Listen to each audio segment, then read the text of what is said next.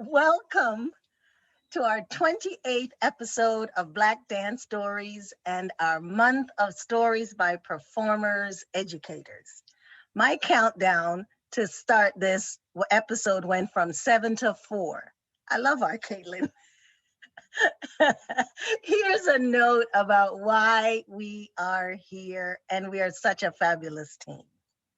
Our dance world was pummeled by COVID 19, and Black dance artists are finding ways to talk about life during this time. Our world was further turned upside down after horrible events ensued nationally and globally, bringing attention yet again to the need for the Black Lives Matter movement. Black dance artists have not been quiet since. Black dance artists have been doing the work. Black dance artists continue to make work. To stay involved, we hold these weekly impromptu discussions and tell stories. Black dance stories. And our team, as you see, promise to stay involved. I love us because we are a community. We work together to support, uphold, highlight, and celebrate Black creatives. Tonight is our 28th episode of what we hope will be many stories told in the artist's own voices. Tonight it's Dr. Gaynell Sherrod, Dr. Brenda Dixon Gottschild, and Dwana Smallwood's turn. Please meet some of our BDS team. I will go first. I am Charmaine Warren. I am a Jamaican. I am the great granddaughter of Ida Boyd, granddaughter of Solomon Golson and Ruby Chapman, and one of 9 children by Theophilus Warren and my 94-year-old mother, Pearline Warren, who lives in Jamaica. I am a non-disabled Black woman. With the utmost respect to the Native people, I acknowledge that I live on the stolen land of the indigenous Lenape people, now known as Montclair, New Jersey, with my husband, photographer and graphic designer, Tony Turner. Our daughter, Ashe Turner, a Black ballerina with locks, is in her junior year at Boston Conservatory. I have locks that are wrapped on top of my head in a colorful gayle. I'm wearing a long sleeve white blouse and blue and silver earrings. Behind me are photos of our family, a large plant, a lamp, and African masks. Happy Black Dance Stories Thursday to each of you, our BDS family on screen, off screen, and behind screen. I am humbled that you show up every week. As always, please spread the word.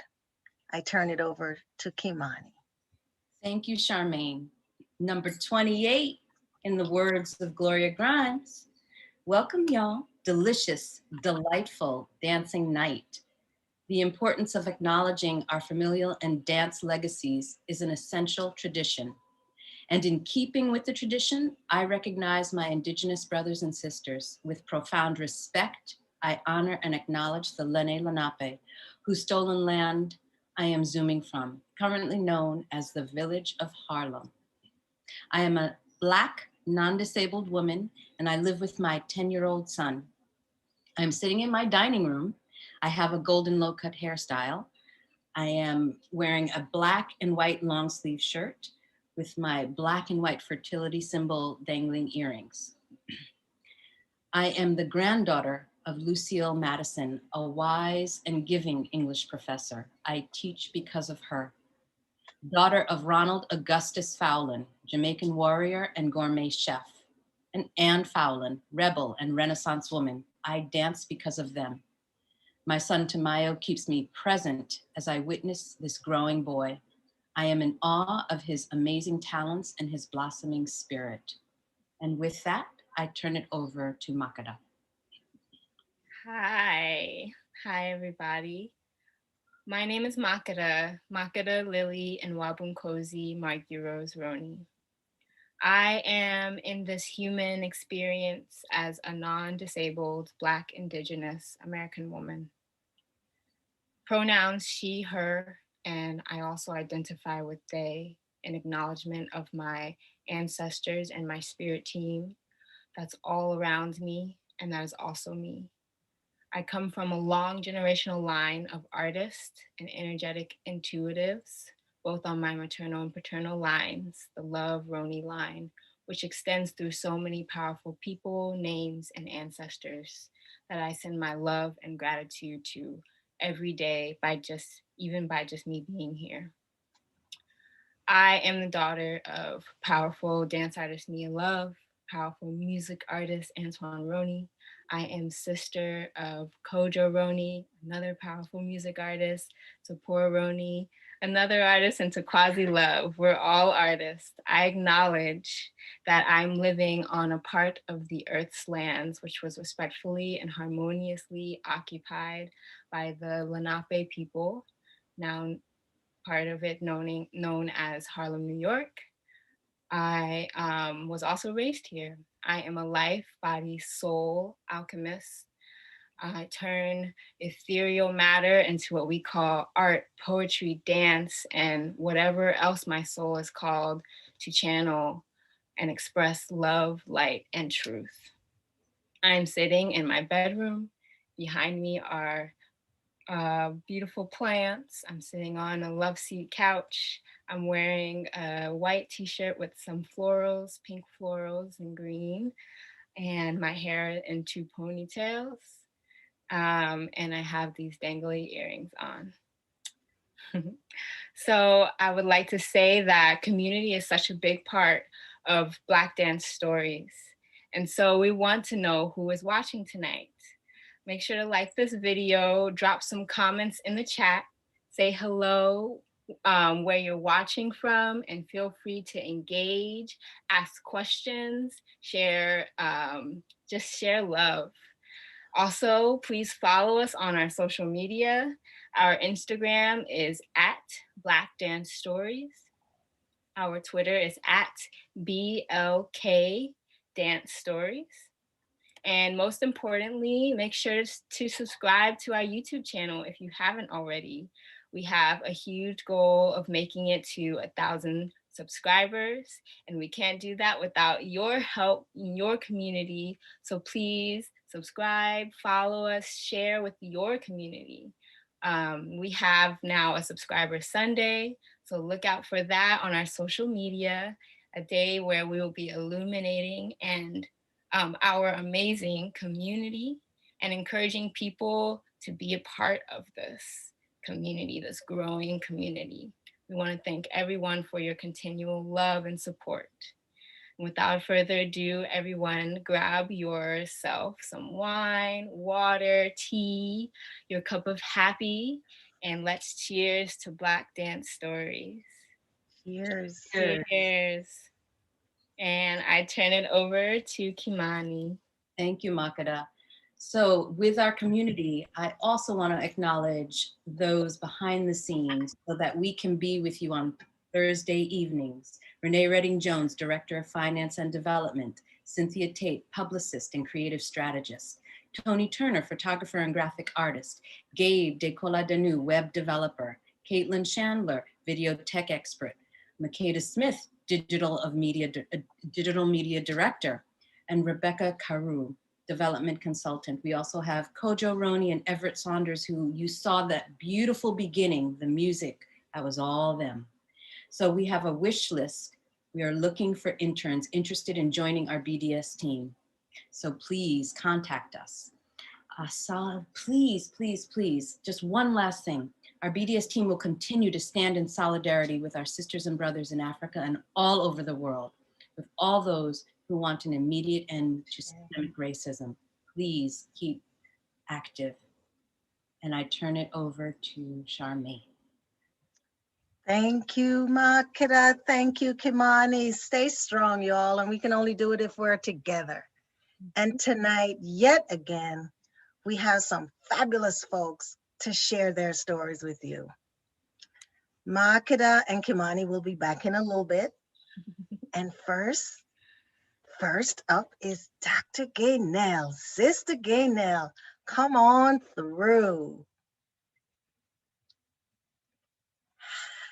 Hi, love. Hello, hello. How are you, Charmaine? Cheers.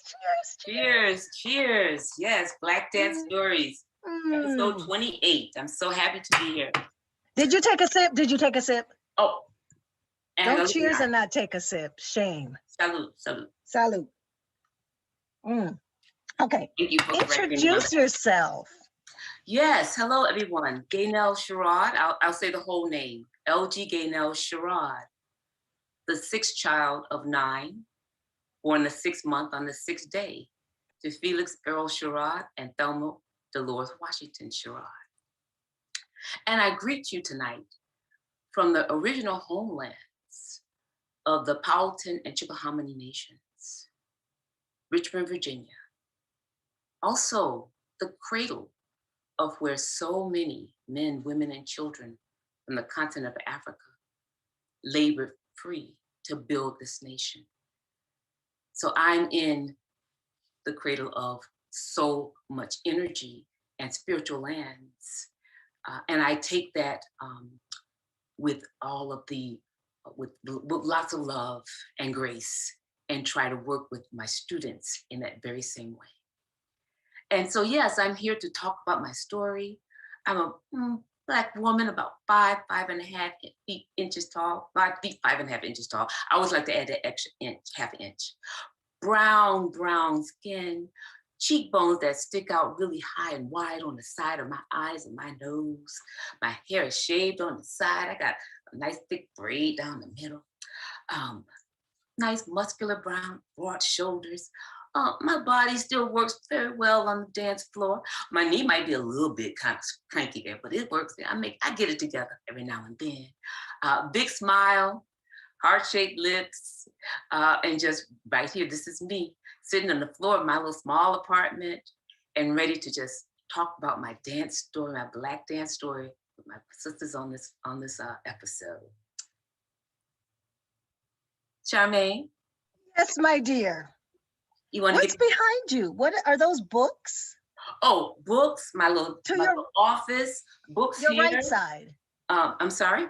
On the right side, yeah. Are those books? All kinds of books, yeah. That's all of my books on my Zora Neale Hurston and all the folks that I have to grab every now and then when I'm doing some kind of a study or doing my lecture or whatever. And my African bust and all of my artifacts and my drum, my Senegalese drum. And I sometimes I go into my little ring shop when I need to. I have to get myself together just to face the day sometimes because I'm in Richmond, Virginia. But so my dance story is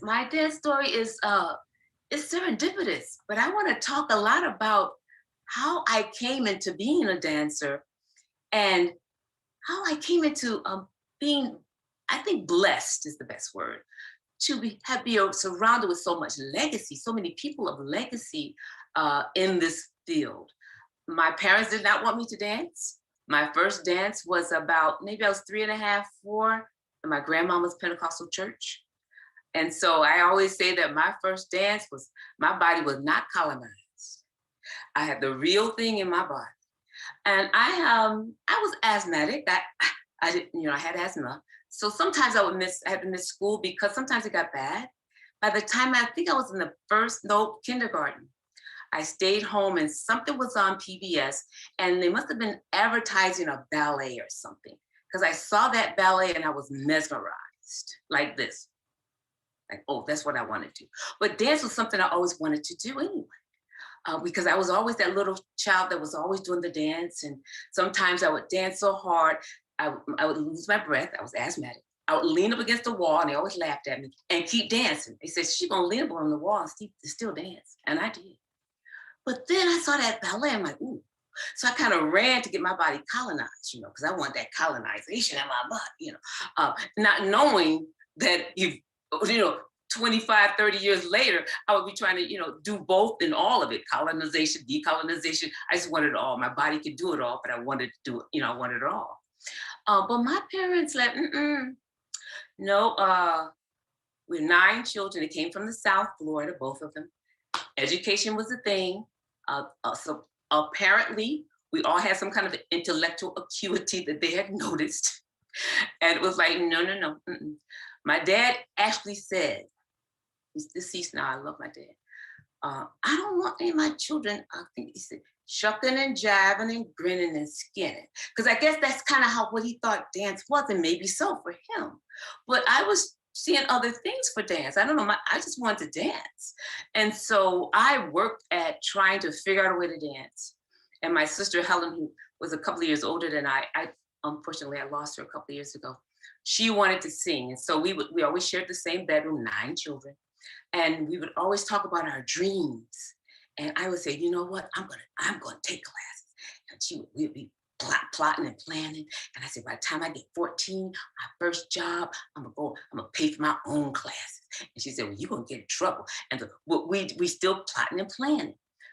Lo and behold, a program opened up in the nearby YMCA, and Karimu Welsh Asante and a lot of other folk from the university in Buffalo were doing all these programs with theater, dance, and music. So we both got to, my mom agreed, if we did all our schoolwork, my sister would go sing. She sang with the Imani Music Workshop, and I could go dance. And that's how we got it. That's how I got into dance. That's how she got into singing.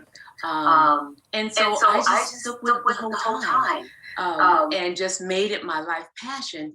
Although on the side, my dad and mom, especially my dad, was saying, that's something you're just going to be doing as recreation. You're going to school to get the so-and-so, whatever. So it was still on that track that I wasn't going to be a dancer. My mom gave me a book, Touch of Innocence, by Catherine Dunham. And she said, you know, this woman danced and have her own technique. And I'm like, really?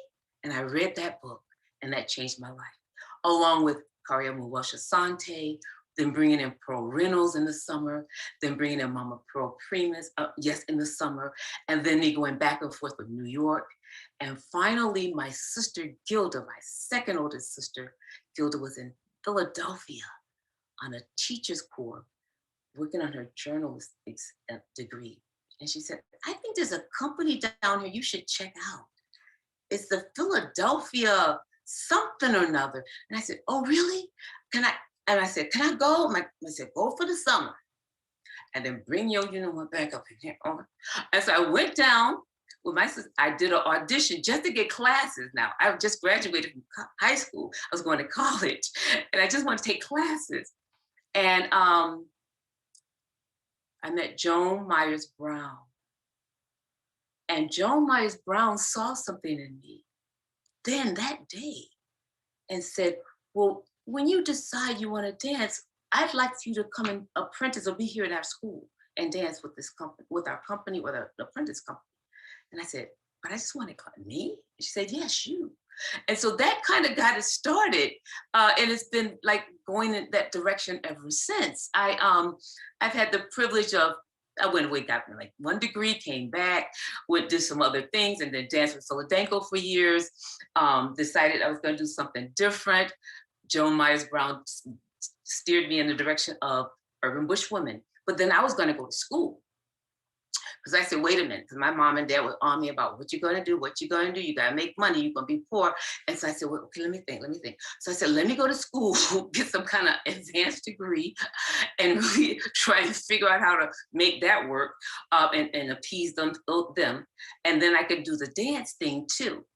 But going to school was not, I was just getting my chops, my skills together at Philadanko. And I was kind of discouraged to go to school, go to Temple. But then again, once again, I was determined. And finally, Aunt Joan, that I call her Aunt Joan, I had already met wonderful people. Louis Johnson, we call Uncle Louis, and I, Jimmy Truitt, I can name all the names that opened the door for me through Philadanko. And urban bush women, but that'll come to that in a minute. But then Aunt Joan said to me, she said, okay, it looks like you are set on going to the school, going to Temple, whatever. Look up Brenda Dixon. She wrote some book or something. She wrote a chapter in a book. And that's why I want you to go, if you're gonna go there. Otherwise, you ain't gonna learn to dance there because you're learning to dance here. But that would be the part that you will learn, the theory and all that good stuff. Go on over there. And so I looked up Brenda Dixon. Brenda Dixon, not Gottschild. It'll come to me in a minute. It's on that book back there. I'm sorry, Dr. Brenda. Anyway, and I said, okay, that's where I want to go. And I got in, and I decided then that I could dance and figure out a way to make available opportunities for young women who look like me, who came out of situations like my own, did not have parents that were putting them in dance when they were 5 and 6 and saying, going to their, their recitals and all that, and I could be that person to usher next generations into dance.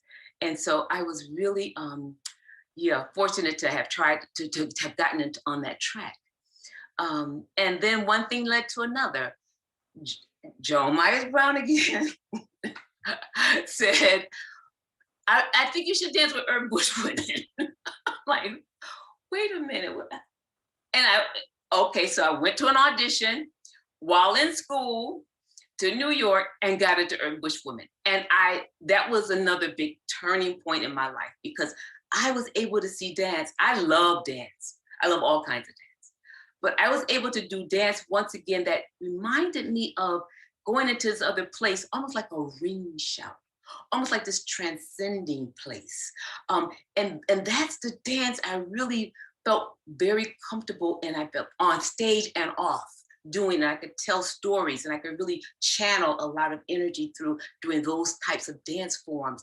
Not that they didn't use the same technical use of the body, same technical acuity, but it was something deeper about how I was expressing through those stories that really resonated with me, which a couple of years later, fast forward, I ended up in New York working with Catherine Dunham and doing the Dunham Institute and being at her house almost every night, and her pro bono secretary, and meeting so many other people and working with her, and Miss Dunham noticing when we do workshops, she would say, I can see you going out when you're dancing, and I want to be able to pull you back in, because you go somewhere when you dance, and I do, and I like that.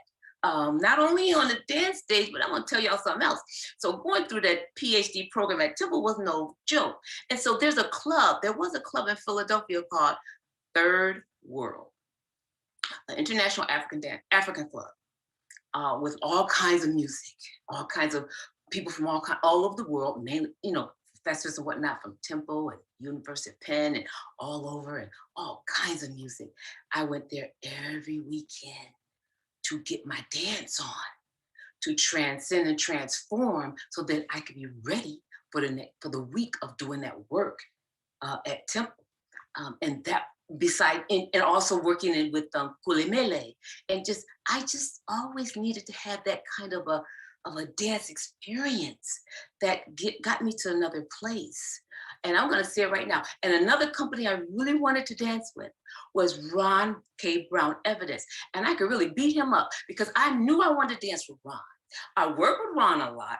I was brought around to different universities, but I was never on the stage with Ron. But Ron, if you're listening now, I'd still really like to dance with you. Anyway, that's another story. Because Ron, I think, goes there too, in terms of what I see on that stage. I'm like, yeah. And then last but not least, there's another brother that's doing some work that I really want to work with now, Travian Pollard. Now, Travian does work that goes there.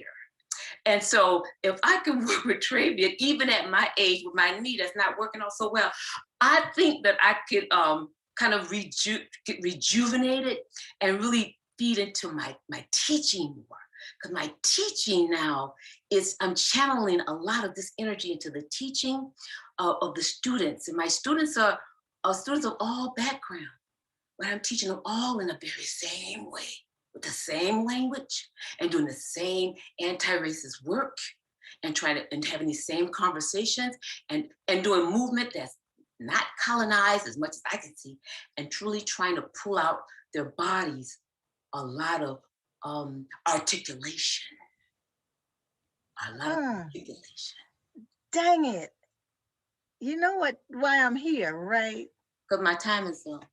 Dang it. I didn't even talk about Mr. Nash and all them other people, but okay. I'll talk about that later. Maybe, maybe later. Oh, wow. Okay, so it's time for Dr. Brenda to come in. We're going to see you in a minute, right, Gaynell? Absolutely, but I'm going to say hi to Dr. Brenda right now. Dr. Brenda, I love you. Hi, sweetie. Love you. Dr. Brenda, what was that name I was trying to think of? I put it in the chat box. Brenda Dixon Stole. Oh, that's right. right. That's I always right. put the hubbies in there. Right. Yeah. All right. So, Dr. B, come on in. See you in a little bit, Gaynell. Thank you so much. Oh, Dr. B, introduce yourself. Cheers.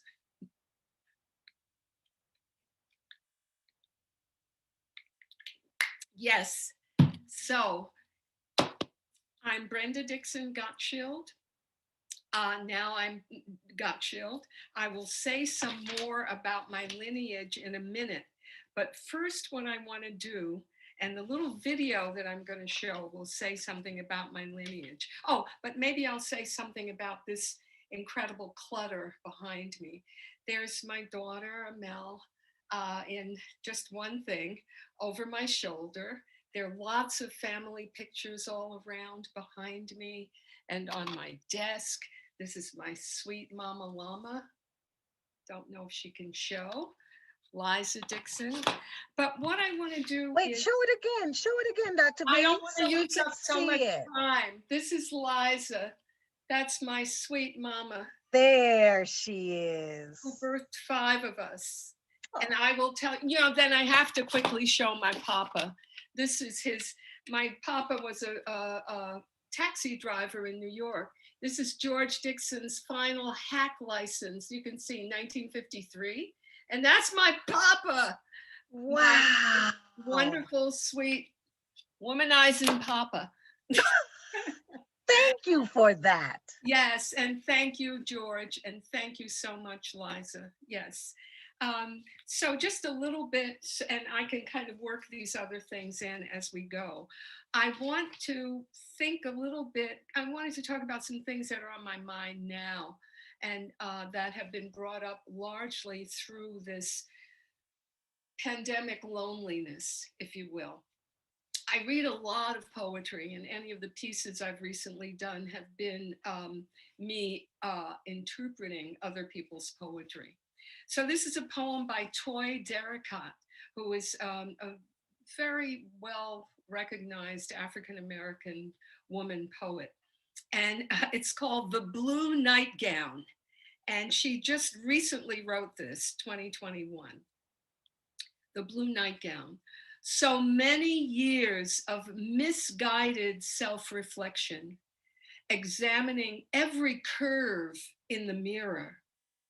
Alone, locked down, I buy online 3 ice blue nightgowns I discover I can live in.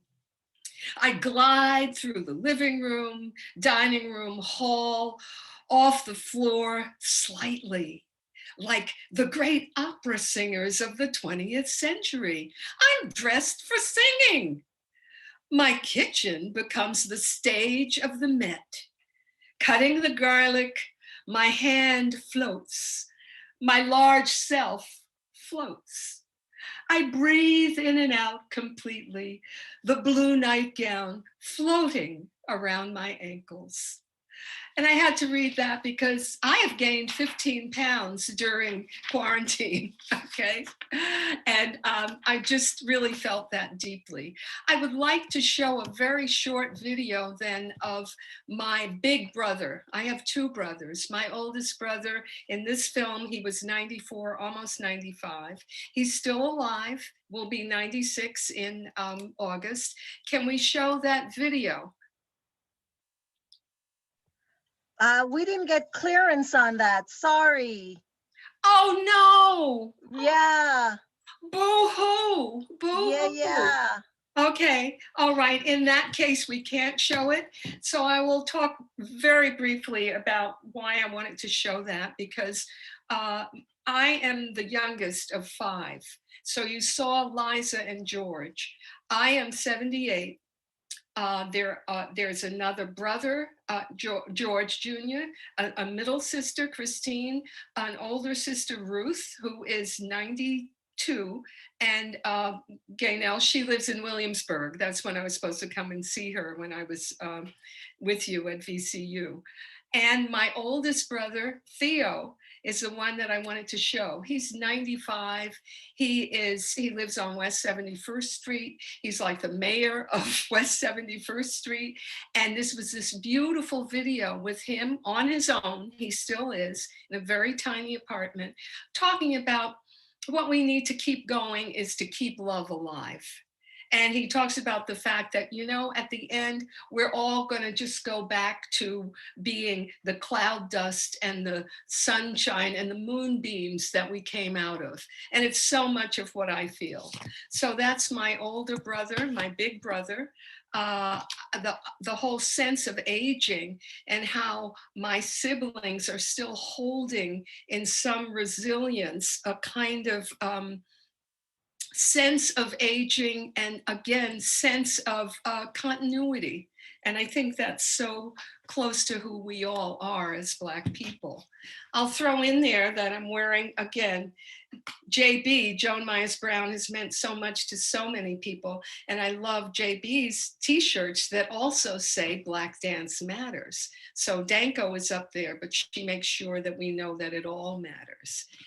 I wanted to also, and JB is my friend, and we're not that far away in age. And I just wanted to talk about friendship. I'm sure that others of you have lost people during this incredible, I call it the plague, the Rona plague.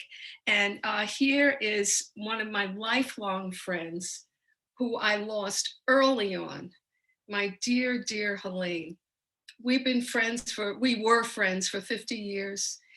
She was always with me through thick and thin as I was with her. This book is fabulous, by the way. So we met, of course, in New York, where I spent most of my life until I moved to Philly for my job.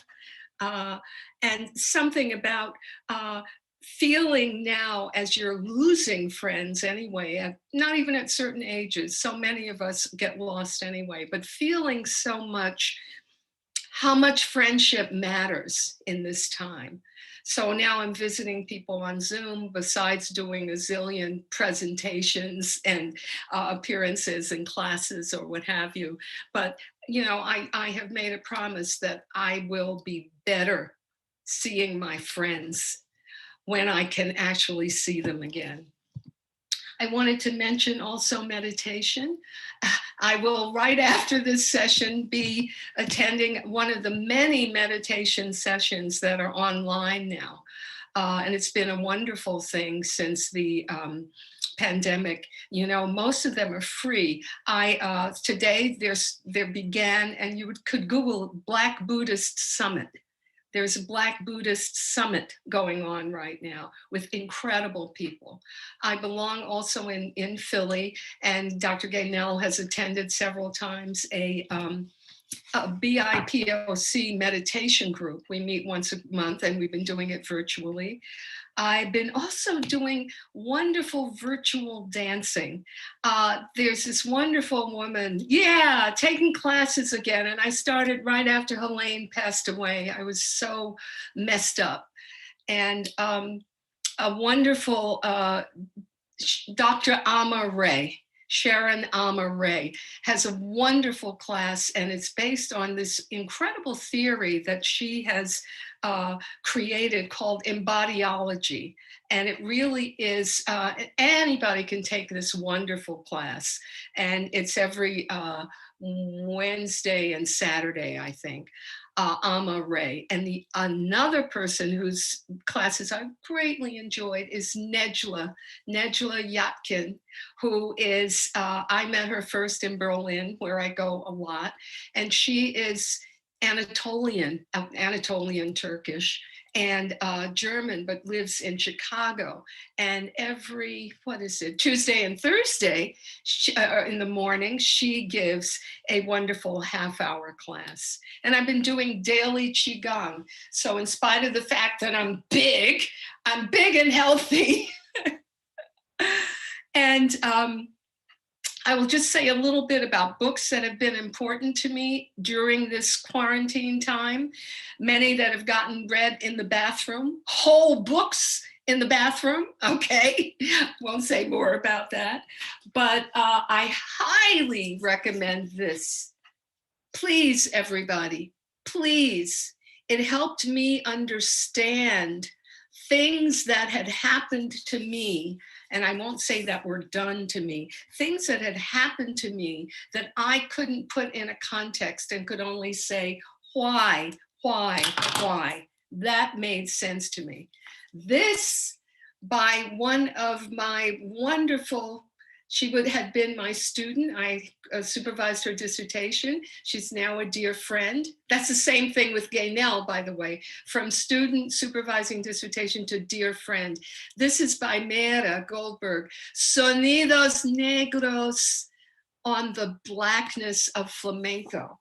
So these are the wonderful people who have taken to heart what I was able to give them at Temple, talking about the ways, in the pervasive ways that Africanist endeavor pervades everything. That's a wonderful book. This book I love. It challenges the heck out of me, the jazz of physics. This guy, Stefan Alexander, he is Trinidadian, grew up in the Bronx as a hip hopper and loved physics and also played the sax. And what he does in this incredible book is that he makes the relationship between the music of the cosmos and the music that he makes. So it's a very incredible thing, a very interesting kind of book where he starts out with John Coltrane's drawing of the universe. It's just really wonderful, and I'm constantly, still challenging the old brain. This is a tome that is incredible, The Overstory. And this is William Powers, an incredible non-person of color, but such an incredible story that is very heavy about the lives of nature around us through the eyes of interlocking stories that I can't say enough about it. This will take you on a trip, okay? So I think I've said, very, very quickly, from my Buddhist practice, Ruth King, another African-American Buddhist practitioner and teacher. Ruth King's book, Mindful of Race. So how to deal with it from a Buddhist perspective. And this guy, again, a non-person of color, but not a non-person, just a non-person of color, Rick Hansen, in this book, Neurodharma, where what he does is he's a psychologist and talks a lot about the connection between the neuron, retraining the neurons in order to come to a place of peace and compassion and completeness. So those are those things. And just a little bit then about the things behind me or in me. Oh, I would like to say something about this earring, since people described their outfits. I don't have the other one because I lost it, but I can cover it. And this is a beautiful Tuareg earring that I got from the African American Museum in Philadelphia, AAMP. They have a wonderful gift shop, and I love silver. I don't like gold so much. And what else can I say? How much time do I have left? That's what I could say. Yeah, you have a few, so just about 3 or 4. So talk about your dance coming into this, and please plug your books too. Oh, why not? Come on. Okay, I didn't think about that, but I am, tomorrow, Dr. Halifu Osumari and I are going to be on Camille Brown's forum of social dance for social distancing. And Halifu and I are going to be talking there about race and racism in dance culture. And I will be reading from some of my books. This is Wait, what time tomorrow? 2 o'clock in the afternoon. Okay. Yeah, this is my first book, and there's Rennie Harris on the cover, Digging the Africanist Presence in American Performance. This A was Bible. this was my second book, which had been my dissertation, and that's a wonderful ballroom couple there, Waltzing in the Dark, African-American Vaudeville and Race Politics in the Swing Era. And this is the one that most people seem to think that this is the only book I did, but that's why I wanted to mention the others. The Black Dancing Body, a geography from Coon to Cool. And the latest book was, and I have it right here. I hadn't thought about doing this. My look into Joan Myers-Brown, Whose name has just been this dropped incredible all evening, right? Yes, yes. JB just keeps coming back and more and more. And this book is really about the history of Black concert dance in Philadelphia, beginning with the early 1900s. So yeah, there. How about that? There. That was fabulous. Okay, good. And now it's time, but just so you know, we dropped the link in the chat for your brother, the YouTube, in the chat so folks can access it. He won't be there. No, we dropped the link for people to go and see the video that you wanted to share. Thank you. Yes. Thank you so much. And we will see if we can get a link to tomorrow and put that in the chat as well. Thank you so much. Of course, that's why we're here. And plus Halifu is here next week. Woo. That's right, that's right. So now it's time. And just quickly to say, I feel so honored to be sandwiched by these two incredible young spirits, Gaynell Sherrod and Dwana Smallwood. This is like some incredible kind of loving gift. So thank you for this arrangement. And how about that? I don't have to do an introduction then, I guess. Come on in, Dwana. Thanks for that, Dr. B, my friend. Oh, thank you. See you in a minute, Dr. Brenda. Hi, and hi, Dwana. Mwah. Hi, Dwana. Hello, hello. Cheers and cheers and cheers. Introduce yourself. Wait. Cheers. Oh, yes. Wait. Okay. Cheers. Cheers. Mm. That's the best wine water. How are you? Good. I'm really good. It's snowing outside. Oh, no, I think it stopped. But I'm warm inside. Yes, it's nice and cozy. I love these times to just be in my home and just relax. But just to say a little bit about myself, my name is Dwana Dwana Smallwood. I am the third child of four, born from Isoke Titilaionia, an Oya priest, and my father, Stephen Smallwood, on the same day as Marcus Garvey, August 17th. And I actually live in between Marcus Garvey Boulevard, which is really insane. I know, crazy, right? And then the colors of the Dance Black Stories just bring it all together, Marcus Garvey. I'm a Brooklyn-born native child who grew up in Brooklyn, New York, Bedford-Stuyvesant.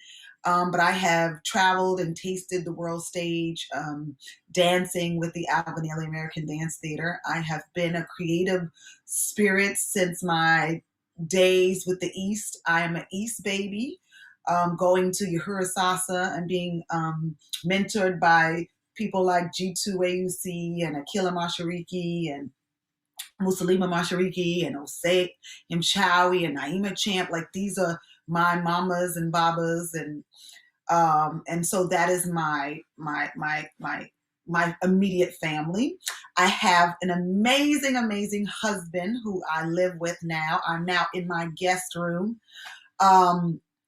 in Brownstone in Brooklyn, and my husband is Imhotep Akili Pease. He is the son of a former Nation of Islam brother. So all of his sisters and brothers got those beautiful names. I am sitting in front of a bookshelf with some beautiful plants and a whole bunch of different 9,000 books on it, from Malcolm X to Orisha to Dancing Spirit by Judith Jamison. And I'm wearing a blue, like, ruffled dress with some gold earrings and a beautiful name chain, Brooklyn style, from my husband, a birthday gift. And behind me on my right is this beautiful painting I got on the streets of Curitiba, of just a basket woman. I just thought her brown chocolate skin was just amazing.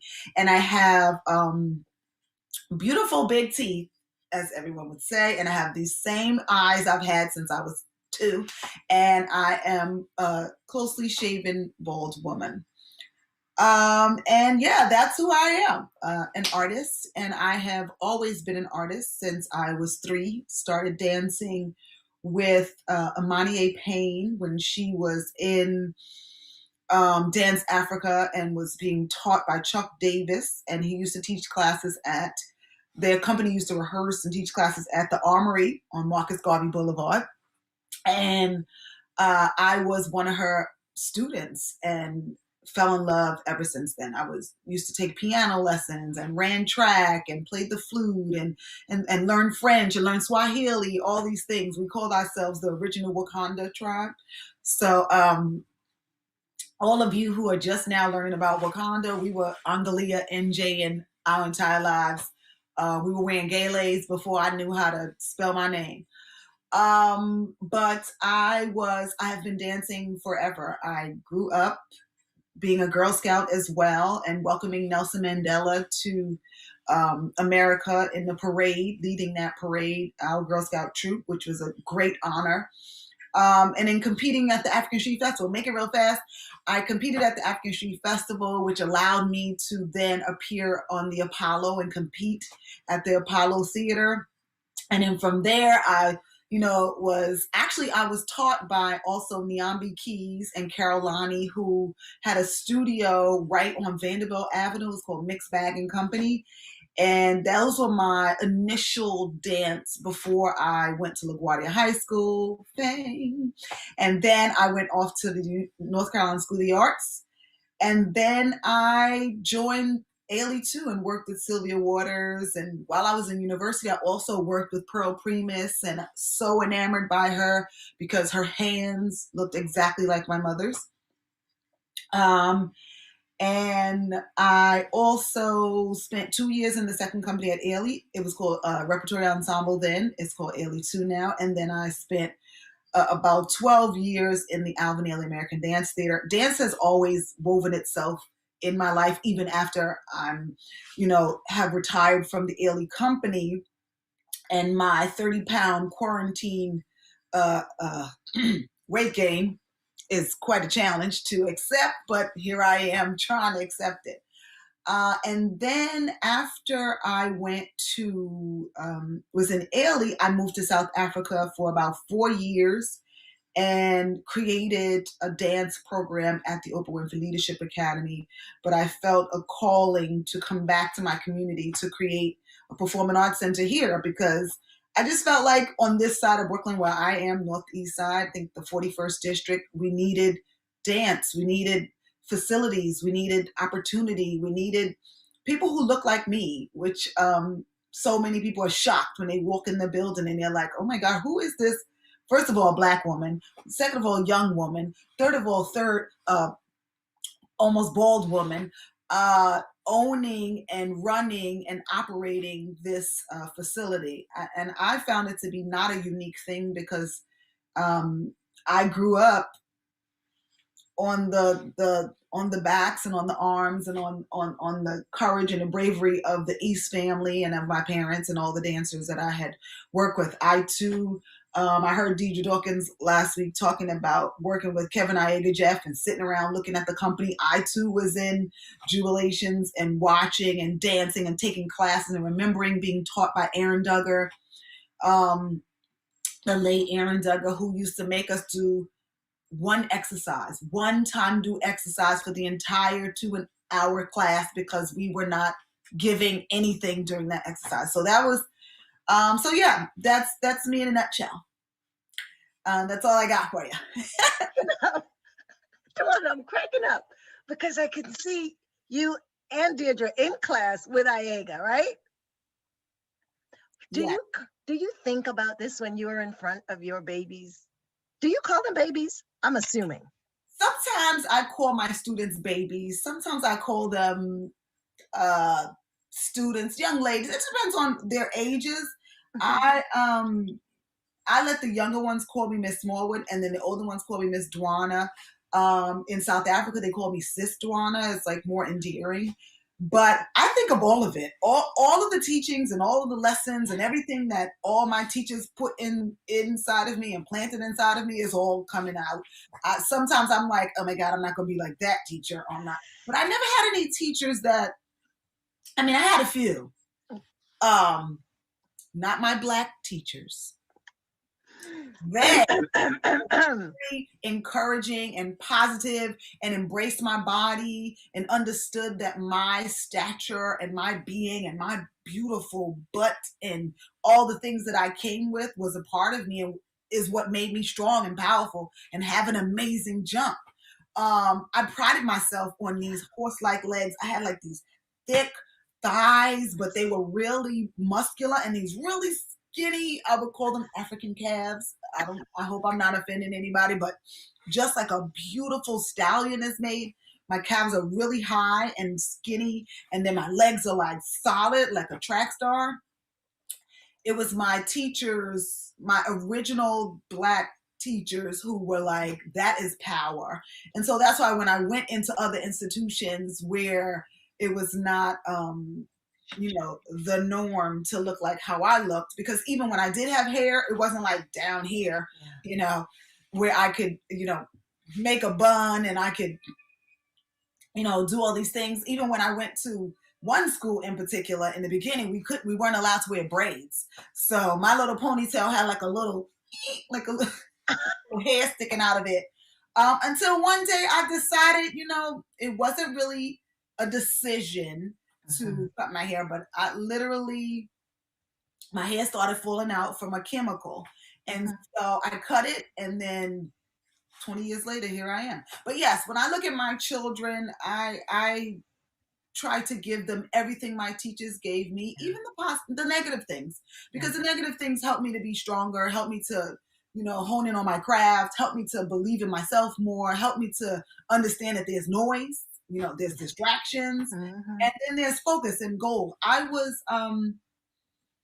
always asked questions about, what turmoil did you get through to get where you are? And, what did you, what trauma? And I'm thinking to myself, there are no real traumas other than my ancestral traumas that come through me and through the blood memories that you try to fight through, and they come up through emotional things and how you treat man, how you treat yourself, all those issues, they come up. That's being Black, that you deal with. But for the most part, I've been focused since I was 3. I knew what I wanted to do by the time I was 5. By the time I was 10, I had already had a plan. By the time I was 12, I was already had one foot in the door. This has always been who I am. My mother never questioned me about it. She literally was like, oh, that's what you want to do? Okay, here. Okay, you want to do that too? Okay, here. I think the only problem was everything my mother put me in, I excelled. I loved Girl Scouts. I loved track and field. I like everything except for tennis. Now, maybe because I wasn't so good, but I was really horrible. I only got into the tennis program because the dance program at Pratt Institute was full that summer. My mother was like, you taking something? And I chose tennis. Why? But yeah, so to answer your question and a whole bunch of other questions in between. Love it. And what are some of your children, students now teaching for you? Well, actually, maybe 2 have subbed and 2 have taught the babies, like the 3-year-olds. They may teach African or teach ballet, or they also do a lot of volunteering. But no, my school is very new, and we're only 6 years old. So my students are literally just now graduating from college. A lot of them going off. I got some 2020 graduates, some 2019 graduates. So I'm just like, yay, oh my God, they're starting to go out there in the world. So no, and plus I I truly believe that you have to have a little more experience to step in front of the classroom. You have to have a little more life experience to step in front of a group of kids and be responsible for their development, because you're not just teaching them a plie. Like the plie is the that's the least thing that you're teaching them. Not to say that dance is huge, but you can be the worst human being on earth and have the best plie, and that doesn't serve me. That doesn't serve me. That doesn't serve the community. That doesn't serve anybody. And so at my institutions and everything that I've taught and everybody that I like to be around, especially young people, I like to say, that love is in the details. I'm teaching you more than just about how to lift your leg, how to get in a split, how to, do a pirouette. Who are you and what do you represent, and who are you going to serve, and what do you bring? What do you offer? Who are you healing? Who are you bringing with you? All those things need to be inside that plie, in that contraction, in that roll down. And how do we get our kids there is the job of someone who I believe has lived a little more life. Do you remember that first class that you taught?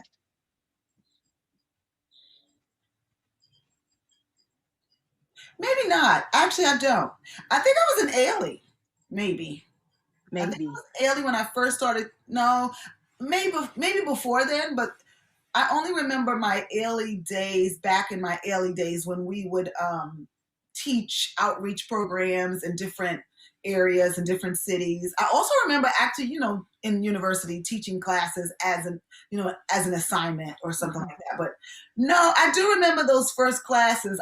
I always felt like I was a natural, that I could speak to people, because I never stepped out of that student phase. Like if you step in front of the class like I'm all knowing, I have everything, I'm there, I'm always there, I'm always on my leg, I got this, I'm the perfect being. But to be an artist is not, it's like an oxymoron. How in the world are you a dancer and you're not constantly growing, and not constantly evolving and rotating and moving, and so you have to be taught as you're teaching, and so you got to go into the classroom. I feel just like them, and I'm able to relate when they fall, or when they make a mistake, or they can't get something, or they get something that's like, oh my God, I got it, and I can be vulnerable with my students, and my students know all about me. They know when I'm not feeling good. I know when they're not feeling good. I know when they need a moment. It's like, okay, I'm going to step away from you. When you have those teenagers where you got to step away from for a second, and you just say, I'm going to give you a second. I'm going to allow you to remove yourself from the space, this shared space. And then you're going to come back when you're ready. And we'll discuss this later, because the space that we've created is conducive to learning and sharing and expression and all those things. But if you're not ready for that, or you're not in a space for that, you have to prepare your spirit for that. And you can remove yourself, take a breath, and then come back. So my first class, I got a lot of classes that, I can't remember my first class really. Well, here's a comeback moment. Come on back, Gaynell. Come on back, Miss Brenda. Wow, thank you. Listen, don't do that. Then you're going to make me try to catch a note. And I ain't got a note. Got a note. All right. So before I leave you all have a lot of fans out there. I'm going to do this quickly. But Maria Bauman is here. Kyle Marshall is here. Maxine Montelas, Kate Mattingly, Shannon Judson, Stony Darling, Amy Casello, Hallie Chamitsky. I hope I said that correctly. Yes. Samantha Spees, Joan Finkelstein, Trabian Pollard, Flavia Nascimento, Melanie Lloyd, Lori Uprichard, Wendy Perrin, Akua Kuyate, Yvonne Curry Thomas, Clarence Brooks, Isoke Nia, Hank Smith, Nia Love, Halifu Osumare. A lot of people out there, y'all. Hey, y'all. Hey, so I'm fixing to leave y'all for a minute. That's your mom? My mom is on. I heard her name. See, I love that you know Mama is there. Hey, Mama. All right, I'm leaving y'all for a minute. Have fun. I'll be back. Oh, God. Ready now. Hello. Yes. Hi. I just loved these stories so much. And I just, Dwana, if I will, as elder, begin, I just really felt what you said was so incredible that you didn't have any real traumas. You are so blessed because of the way, as you described, your parents and the way you grew up, and that you grew up in a household that already had removed itself from the oppression. And if there's this kind of dance that has to go on between the oppression and the oppressor, right? And if one piece drops out, then it doesn't work so well. And you got the advantage of that. You got the advantage of a certain kind of household that made you, in spite of all the ancestral that we carry with us, but you came up in such a special way, girl. Bless you. I heard that too, Dr. I think it was because we did some ancestral work. We're Yoruba practitioners. I'm a priest. Yeah, that's what I mean. I'm a priest. My whole family, we practice the Yoruba traditions and the Lukumi traditions. And, I'm wearing my blue because I'm a Yemaya priest. And I really believe that in doing so, we have done some of the work and we continue to do the work. So then those ancestors are able to not weigh us down, but to lift us up and to propel us forward. Yes, so I agree. Yeah. Yeah, you have to do your work. I also heard that you grow up that way. I'm sorry. Okay, now then you can go. Most of us didn't grow up that way. Yeah. Come into it. Sorry, Dr. G. No, it's okay. I was gonna just echo what you said, because I heard of this immersive being in Blackness, if African-based culture that really allowed this buffer, I thought, from what I could heard of her story. Yes. It was really beautiful. And I also want to just say, I'm so happy to be on this panel or just talking with the two of you. I didn't say enough about Dr. Brenda and all the work that you really helped to chart my path. And Dwana, I really do remember how you were doing that work in South Africa. And I just felt so honored to have known you and work with you in New York when I was working in New York with Alvin Ailey. And I just want to also pull up my shirt, because I went and got my shirt because I'm a good student. There it is right there. Oh, nice. I gotta get me a t-shirt, y'all. And and I didn't say that, and then I'm gonna pass the mic, that when I started speaking, I meant to talk about my preferred pronouns.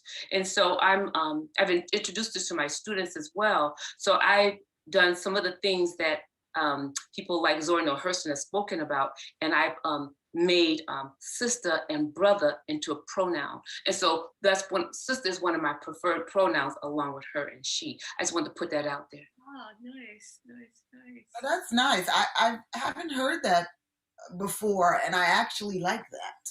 Me too. Yeah. Other thing that I like very much, and it's so Southern, I always tell people, please don't call me mama. I have this wonderful daughter. I know that it is like an African tradition or whatever, but when I was in Ghana the last time, they always called me Ma.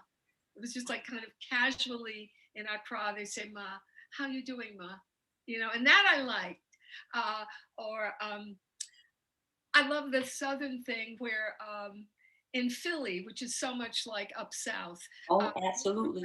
Older people, younger people can't just say to me, Brenda.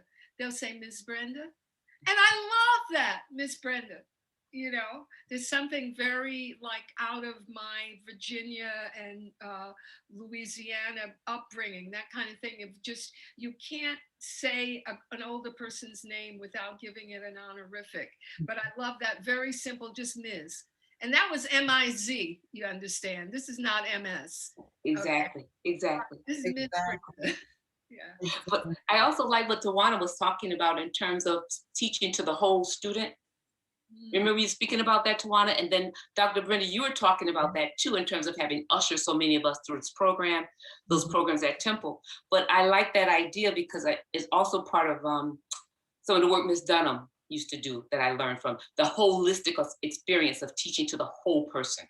Right. And that everything you do in terms of that dance and cultivating that person as a dancer is more, that person is also a person and a giving citizen, an active citizen in a community, right? Is that, do you all agree with that? I agree. Do you think that I'm gonna answer your question with a question? Do you think that Jewish. people teach with the intention, or they teach with how they have approached the dance and the craft? Because when I dance on the stage, I feel as if I'm at the most connected to my creator and my ancestors at the same time, that I feel like that process and that feeling I want to gift to the next generation, or that it just feels so whole. Like I feel so, I don't know if I should use the words at peace or at the core of myself, or I am the thing that the creator intended me to be right in that moment. And so that feeling is what I'm trying to churn up in my kids. So no matter where you are and what you're doing, whether it's dance, whether it's music, that you tap into that core center of yourself to illuminate whatever you're doing, or to to make sure that everything you do comes from that place and feeds that place. And so I try to teach. Do you try to teach? Do you think that we try to teach from that place, from what we know and how we treat dance? I'm gonna let Dr. B go and then I'll go if you don't. You want me to go first? I want you to go first because Okay, I was not a technique teacher. Okay. So yeah, go. So yeah, so I'll say this. That's a qualitative thing. That's a qualitative artistry that is difficult to teach, I believe. That's part of a talent or something that comes out of the particular person. Now you can cultivate and facilitate it when you see it, I believe. And I think it's a beautiful aspiration of teachers, myself included, to try and teach that way. And I'll use that word again, aspiration. We can always have hope that it's possible. But then it's something that sometimes I see it in a student already. And then I'm trying to pull it out and cultivate it and allow that student to have that balance between the confidence and humility to allow it to happen. So once again, that confidence and humility, that's the balance I'm trying to also identify and ensure in students. If you get too cocky and too arrogant, you close down learning. If you have too much, if you're so insecure, like sometimes I felt myself at younger times, I was trying to catch up. You don't learn. You become paralysis analysis. So you gotta find that place between effort and ease, of humility and confidence, always somewhere dynamic, somewhere along. Always the student. You gotta always be the student. There's always gotta be some sense of humility in there, because when the humility has dropped out the door, it's like the learning has stopped. Yes. I could just say something about the way in which I had to approach teaching at Temple when I was at some point really, really challenged by the students and having, and again, by the non-BIPOC students. It's like, what's she doing up there? Right. Who is that? Okay. And I did not only teach in the doctoral program in the dance department, but I taught in the honors program as well. And I got students from all over. And very, the kind of challenges that probably people still get, but certainly in the 80s and 90s when I was teaching. And what's interesting was it would be difficult for me, having come out of being a performer, and you know how you really work off the audience, so that you can give a good performance. I was able to, if I had one or two students who had that light and they were receiving me, then I could take from them and make that magic happen. Even start to begin to theorize in ways that I hadn't planned. That's why in the introductions to a couple of my books, I thank certain students who had studied with me for allowing this kind of exchange to happen. Mm. So yeah, and again, I don't know about you folks in the probably some for Gaynell. Absolutely, yeah, because of the theory that I teach a lot too. Yeah, and not even if it were and even if you were doing ballet, there would be a whole other thing they would be doing about you, you know. So there's that we have to grapple with. Dr. Gaynell, do you want to say anything about your what you're publishing? Oh, definitely. I definitely want the dance griots, reading the invisible script. And thank you for asking me about that. I was speaking with my copy editor today, FaceTime in Egypt, and it should be coming out soon. And it is about pedagogy, but pedagogy in specific eras of Chicago and New York. And I follow at least 13 dance pioneers. And I really use a lot of the work of John Pepiner and Dr. Brenda Dixon Gottschild and some other theorists in terms of performance to go a little deeper and look at what were they teaching and who were they teaching? Who were the people they were working with to get to the stage? Wonderful. Especially if these particular pioneers or progenitors were excluded from the training that was happening along the mainstream track in America at the time. Right. So that's what I'm examining, and then it looks at a lot of other social, political, and social culture aspects, and I'm really excited about it. Thank you, Dr. Brenda, for putting me on that path. Thank you. And I also want to say to Dwana, please send some students my way. Virginia Commonwealth University, please, at Richmond, Virginia. I appreciate it so much. I know I have so many posters up in the school where we did of universities and things like that of kids that I it's universities that have sent me things, and I'm like, oh, let me hang this up. But yeah, of course, I will send them where the programs are strong and they have strong directors and professors there who are going to feed them. Travian Pollard, me, and Megan Abadou, Julian Glover. I can name Sinclair Emogene. I can name many people. And then I won't leave out my other faculty like Scott Putman, the folks that check the white box. They're doing some good work too, because we're around yes, I cannot forget about. We're keeping them accountable. Mm-hmm.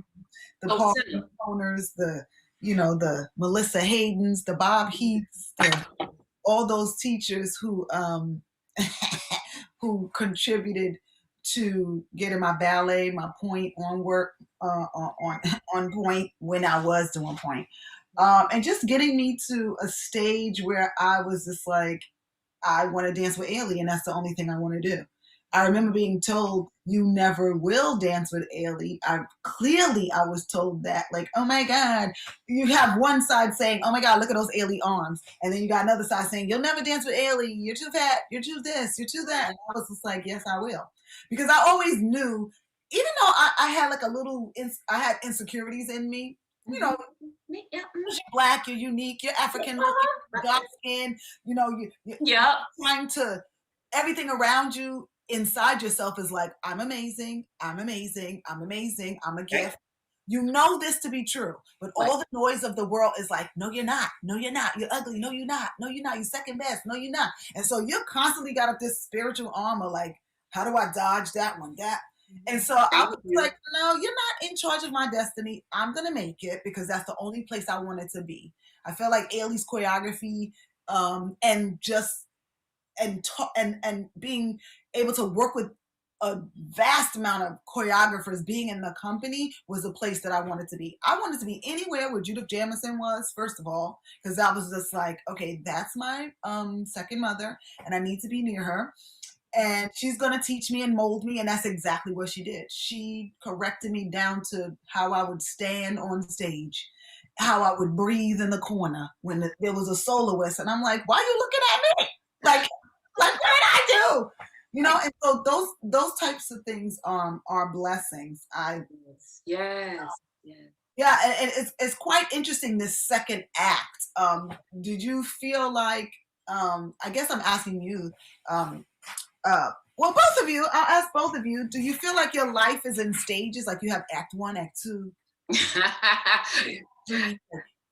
Okay, I'm gonna I'm gonna give a shout out to my family in New York, Sylvia Waters and Mary Barnett, definitely, and many others. My peeps in New York, as well as my brother and sister-in-law, and whatnot. But I'm gonna also say, Dr. Brenda did an incredible presentation a couple of years ago at the Women in Dance Leadership in Philadelphia about reclaiming my time. And so I think that's kind of another phase, because after all that teaching and writing, and so I'm not there yet, Dr. Brenda, nor Dwana. So I'm like in in the middle of the middle to the end of the second phase of figuring out, okay, when am I going to get to reclaim my time? Because I'm so much in the trenches right now. Yes. With the training, the teaching, the writing, and yeah, and I'm still trying to get one foot on that stage. If somebody come on, somebody do something now. Me too. Do a time Put on the stage too. Listen, you young ladies, you can do what I did. Gaynell saw a little bit of it when I did the poems in the Women in Leadership Conference. And as I mentioned here, this is what you used to do, or what I used to do when I was 17 or 18. And you were not in anybody's company. You would make a solo for yourself, and you would be on some program. Okay. Well, I'm back there. Okay. So I actually have done this piece using poems called "Race is a Space is a Place." And I've done it at the African American Museum here. I did it actually through Halifu Osumari, who I think is in the audience, at Sacramento State University. I've done it like several different places, Painted Bride in Philly. And I so enjoy doing this. And I so enjoy then doing the present. And I also did a whole thing with, and I didn't mention my husband, Helmut Gottschild, who was just such a blessing in my life. Okay. That we had done performances together, again, around race, around guilt, around gender, which were not dancing the way he used to dance. He was fantastic, but we called them movement theater discourses. And now the other part that really is important with the performances that I do as a solo, and the poems, which all have to do with race in some way, is then I do a conversation with the audience right from the stage, rather than it being a Q&A after. So make your own stuff. Do your stuff. Let it be said here. Let it be known here. Black Dance Stories. Dwana and Gaynell are gonna be on the stage. Absolutely. And Dr. Brenda, love, said, get it done now. Absolutely. Right. Absolutely. Absolutely. I don't want to interrupt. I feel like I'm the wrong wheel right here. Y'all are carrying on, but I will try to continue looking for questions. There were lots of shout outs to you all, how lovely you look, and thank you. And there's one question. Dr. B, do you go to Germany regularly or often? Yes, and I've been working a lot with, I go to Berlin, which is Helmut's home, the way New York is my home, but we've taken Philly, it's okay. We go to Berlin, at least it was like twice a year. This year has also felt really weird to not have it gone at all.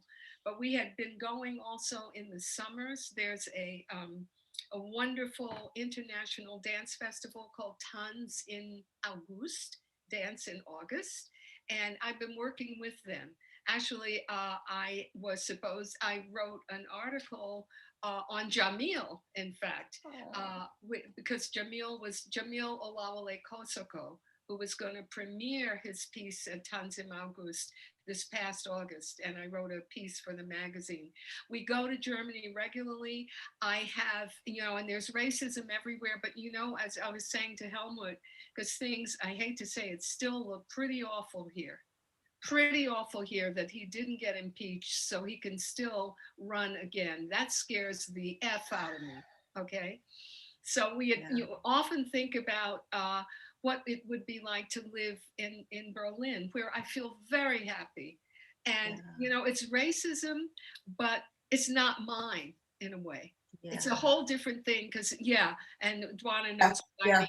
Yeah, that it's somebody else's. And I feel I'm still thinking, I'm not gonna buy a gun or whatever. I may split at this age, You said something so poignant just now. I mean, you've been saying many things, but one thing that you said was the racism is not yours. My husband and I were just talking about that yesterday. That why is all of this, equity and inclusion about us? Why is it our issue? Right. How about you go dig deep and figure out why you have an issue with us? I was here listening to my dear god niece, god sister, Dr. Yaba Blay, and she was saying something like, why? Like, that's not my issue. That's your issue. First of all, we are not a minority, because I don't see myself as just this one citizen here on this Brooklyn, street right here. No, I am of many. I come as 10,000. I count all of the people. I am a global citizen. So I'm not nobody's minority. I understand that term. Yes. And then it's not my issue. How about you go over there, open up a book, open up a real book, open up one of our books and read about the history that is supposed to have been told. And then you will understand. My husband and I, we go back and forth, not arguing about it, but just like, yeah, why? Why are they putting that on us? Why we have to respond to the answers? And then I always try to figure out how can dance answer the call to healing all of the stuff that's been thrown on us during this pandemic and just during this life. I feel like dancers are just carrying this weight of expression, and we're just carrying a huge weight that Black dancers, I will say, because Black dance is so powerful. Absolutely. It carries with it so much pain, sometimes joy, but so much pain that oh my God, it's beautiful and transcending to watch. But I wonder, without all of the atrocities, would we be the same? Would we be as powerful? I don't know. Yes, we would. Because our and Dr. G can speak to this too, because our power transcends and came before all of that. Before Middle Passage, before colonialization. And, as you talk about the power of Black dance, same for Black music. Same. Yes. Transcendent, resilient. And transformative. Transcendent, resilient, all of it. And America would not exist if it were not for. And that's why we cannot allow this pandemic to kill us. Right. This pandemic, this poison is trying to rip dance apart, like in person. I'm talking about putting it on the Marley, feeling the sweat on the stage, the energy in the studio, the bare foot on the actual wood soot floor where you. But the Dwana, if the transatlantic slave trade didn't kill it. Oh yes, of course. I'm just saying, I'm speaking to all of those dancers, those young dancers who are like, "Oh my God, I can't take it. I can't take it." They're like, "This is survive. Killing me." It's gonna survive. Yeah. We know it's gonna survive. Energy and it's got an energy and a transformative kind of quality and essence about it that it uses music and dance and spirituality and longevity and ancestral, as well as those to become. Harriet Tubman said, "Keep moving. We gotta keep moving. Get up. Keep moving." And it is why we survived that atrocity of this transatlantic slave trade, and the movement came with us. There we go. Right. Yes, it did. No, and I say all of that to say that this virtual tool right here is breaking some folks down. Like it's really Some of our institutions are closing. That's true. Some of our dancers are in distress. This is true. And these Black dance stories, I hope it's a reminder to some of the people out there that are watching, that are dancers or that are movers, that are poets, that are musicians, that they just got to keep Resiliency. going.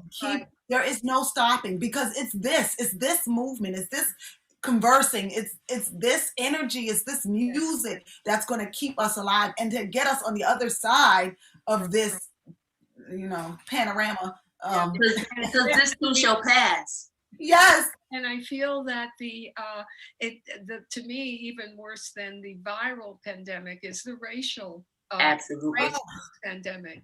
That, if that, but those things, like, I know we will get rid of the viral pandemic, or we'll be taking shots the way we do for the flu.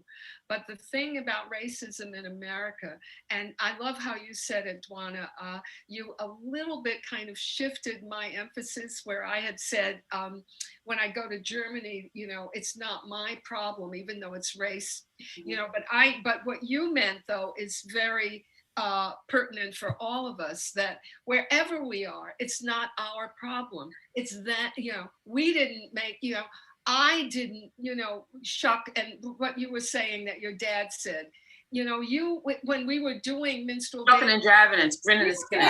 we weren't shucking and jiving. That's what somebody else said Right. we were doing. That's right. Yes. Like, let's not claim the stories that they have told Exactly. us. Right. Don't claim that. Reclaim your real time, as That's Auntie right. Maxine said.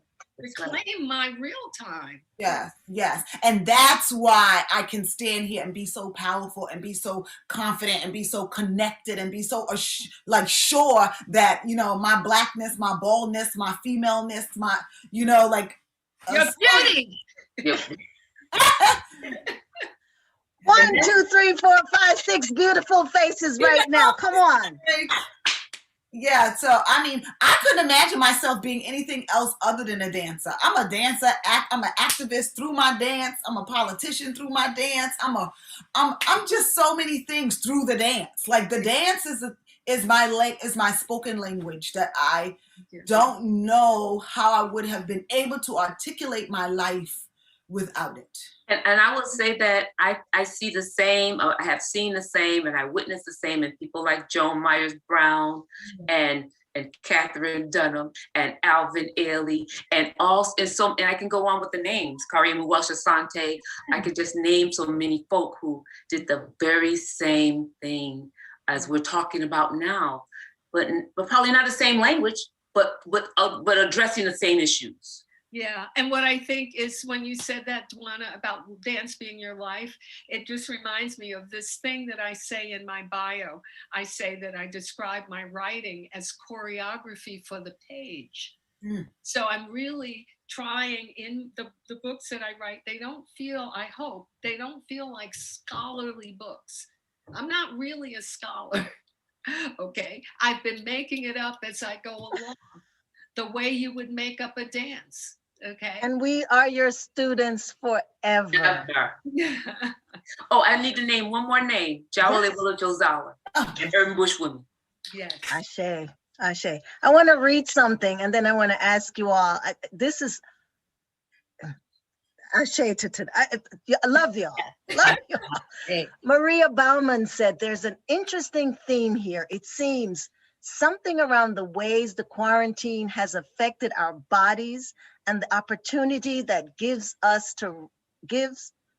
for us to reckon with self-love, acceptance, body positivity."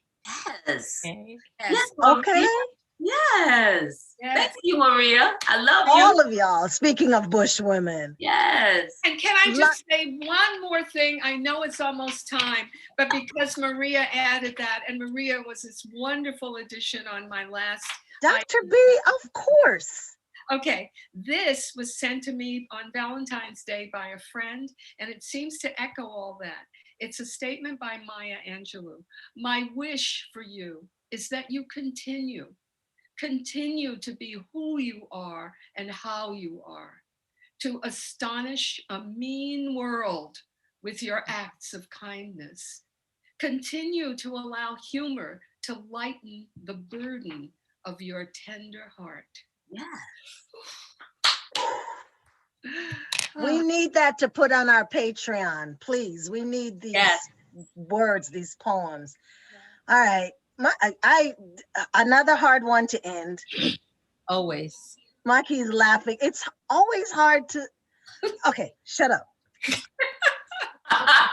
We love you. We love you, I know. I love you so much. Did we miss anything? Do you want to share any shout outs? Again, like Gaynell said, did you miss a name? Anything that we should add? Robert Joe Nash, definitely. Ibaye. Yeah. Robert Chuck. I could just name Ibaye. it. Oh my goodness, there's so many. Amani A. Payne. Amani A. And I know she is in Baltimore, not far from here right now. Yes. Oh, Miss her. Love that woman. Anything, Dr. Brenda, anything coming up for either of you all? No, I mean, there's always names, of course. Yeah. I'm thinking about friends, I'm thinking about, I always have Jamil very close to me. I've worked a lot with him, Jamil Kosako, and Thomas Presto, the Afro-Norwegian that I've been working with. Oh, yes, Thomas, yes. I've written a big essay on him that should come out soon. Oh, and my goodness, Sabela Grimes. Oh, Sabela. So what I did but he's so brilliant. He is so brilliant. We ask you all, don't forget to go back to our YouTube channel. Sabela was on, Jamil was on. I definitely was. Right. I used a lot of his language in this article I wrote for Thomas Presto on his new piece called The Voodoo That We Do. Come on. I used him, and I used Dr. Amare's embodiology theory and some of Sabela's incredible Afrobiquity linguistics. Let it go, Dr. Brenda. Talk about Thomas's piece called The Voodoo That We Do. So I'm still trying to put it together from more and more of an Africanist perspective. And just to say that when Dwana said I'm not a minority, I had started using this term instead of saying Black people, people of the global majority. That's right. Come on. Okay. Charmaine, I do want to say one more name, Charmaine. Dolores Brown. Dolores Brown, absolutely. Oh my God, yeah. Mary Brooks. Who did you say, Dwana, missed it? I said Marie Brooks. Marie Brooks. Oh, yes. Okay. Raven Wilkinson. Oh. And we could go on. We're going to put a page on our website with all these names that the children, as Dwana says, and that we all teach must know about. Yes. Must know about. Definitely. Thank you for today. I'm going to send it to Maki and then I'll bring it back to me. Yeah. Thank you. Thank you, Dwana. Thank you, Dr. Brenda. Thank you, Charmaine, Professor Charmaine. Thank you, Gaynell.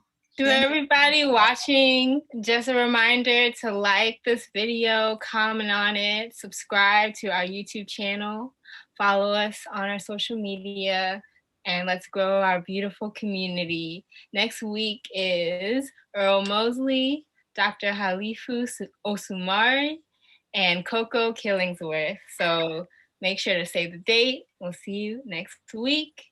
Pass it to Mama Charmaine. And as I always quote the good congressman, go on out there, y'all, and get into some good trouble. Good trouble. Say it again, Dr. B. Some good trouble. That's right. Bye, y'all. See you next week. Bye. Thank you all. Bye-bye, everyone. Bye, my Dance Village family. Bye.